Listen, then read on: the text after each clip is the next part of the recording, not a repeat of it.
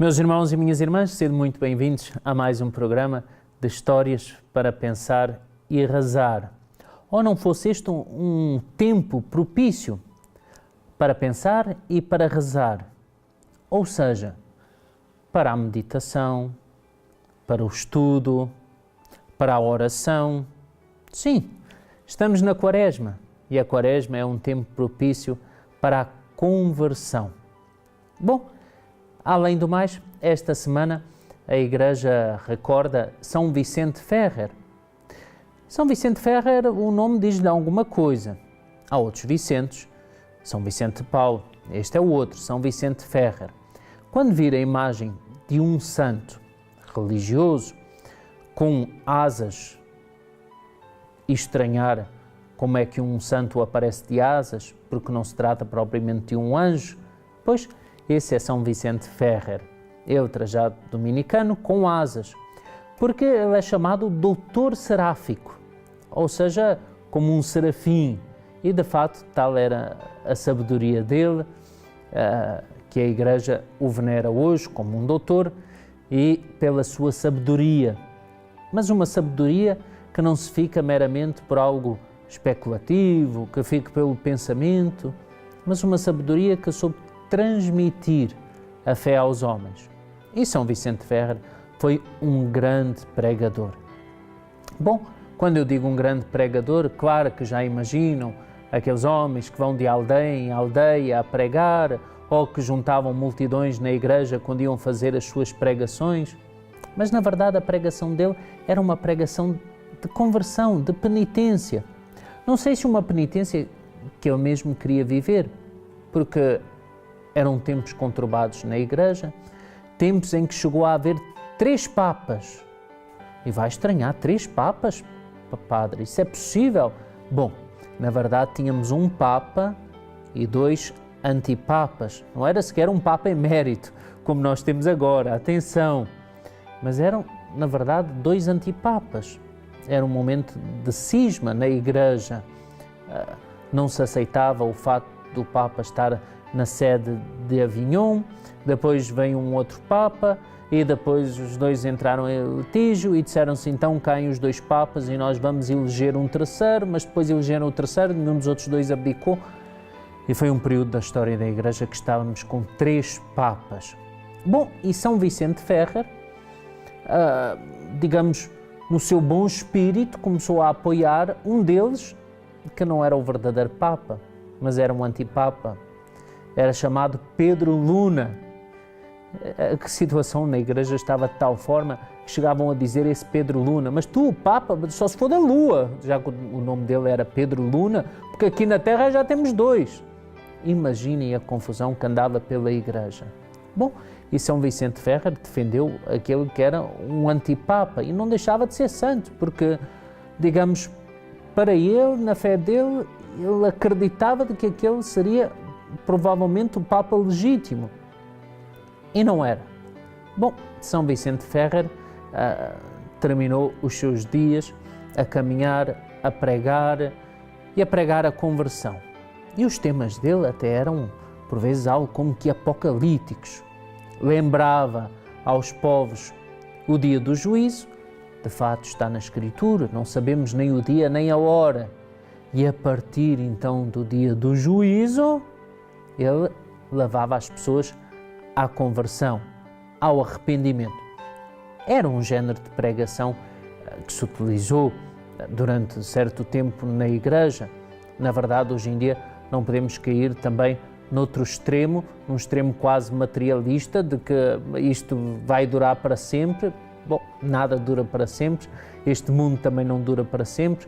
O livro do Apocalipse revela-nos não só acontecimentos que já existiram, por exemplo, lembra o fato de Nossa Senhora, essa mulher que estava com dores de parto e que o dragão tentava devorar tudo, uma imagem de fato apocalíptica. Mas também o livro do Apocalipse, além de relatar fatos já acontecidos, é também escatológico. Remete-nos para o final dos tempos e remete-nos para esse tempo que virá, que nós não sabemos nem o dia nem a hora. Teremos certamente sinais, como perguntavam ao Senhor Jesus.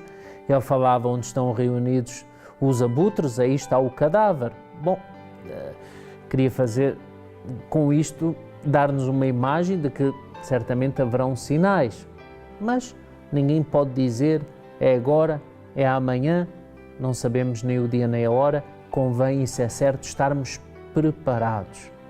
Como convém estarmos preparados para o nosso último dia, em que havemos de comparecer diante de Deus?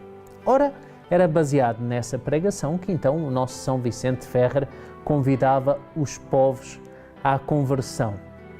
E uma vez que estamos em Quaresma, sem dúvida, a Igreja insiste muito neste tema, no tema da conversão.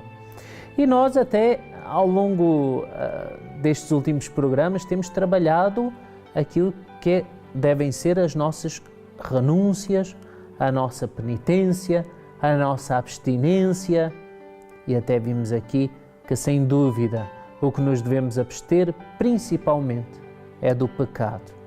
E se temos algum vício, algo em nós que tenhamos que extirpar de nós, pois aproveitemos este tempo.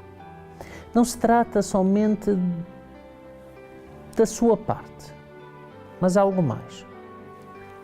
Veja, quando a Igreja decreta este tempo da Quaresma, estes 40 dias, que lembram os 40 dias do povo no deserto, sim, a caminho da terra prometida, a caminho da libertação, estes 40 dias que lembram Moisés, quando esteve no Monte Sinai, antes de receber todas aquelas revelações e descer com as tábuas da lei, lembra então o tempo que ali esteve Moisés até Deus estabelecer aquela nova aliança com o povo de novo. Lembra o tempo em que Santo Elias caminhava rumo ao Monte Horebe, onde teria também uma manifestação de Deus, nos tempos difíceis, em que não chovia e com essa seca promovia uma grande fome. Lembra os 40 dias de Noé, depois do dilúvio e antes de chegar à terra firme. Então estão a ver que estes 40 dias lembram na Sagrada Escritura tempos mais ou menos longos. Não se trata, às vezes, até provavelmente de datas precisas, mas de tempos simbólicos, tempos que antecedem uma manifestação de Deus, tempos que antecedem uma libertação de Deus. E por isso, tempos também que nos antecedem a celebração da Páscoa. E por isso a Igreja, na sua liturgia, no Evangelho, nas orações, na via sacra, promove uma consciencialização de quem somos nós, de quem é Deus, de como fomos libertados. Ora, é por isso mesmo um tempo propício para a conversão pelas graças que recebemos de Deus. Então devemos aproveitar, porque onde entra a graça de Deus, não entram somente as nossas forças, o nosso esforço, as nossas orações, mas aquilo então que nos vem do céu e que acrescenta aos nossos atos e que nos vai auxiliar, assim, a abdicarmos, às vezes, de uma vida de pecado, a abdicarmos de certos vícios, a abdicarmos de certos modos de ser, a abdicarmos daquilo que não é conforme a Deus e, por isso mesmo, de entrarmos e continuarmos e perseverarmos num processo de conversão.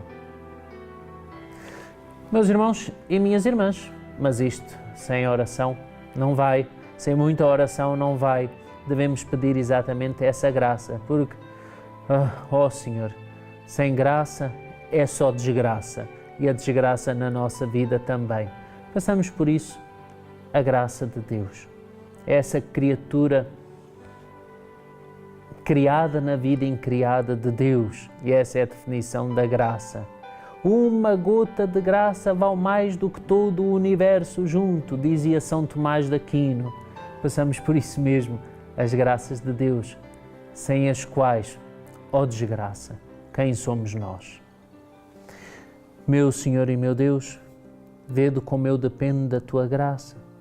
Fazei com que a Tua graça me possa iluminar, com que ela me possa fortalecer, com que ela me possa fazer perseverar, para assim continuar dia a dia, em Quaresma, em conversão.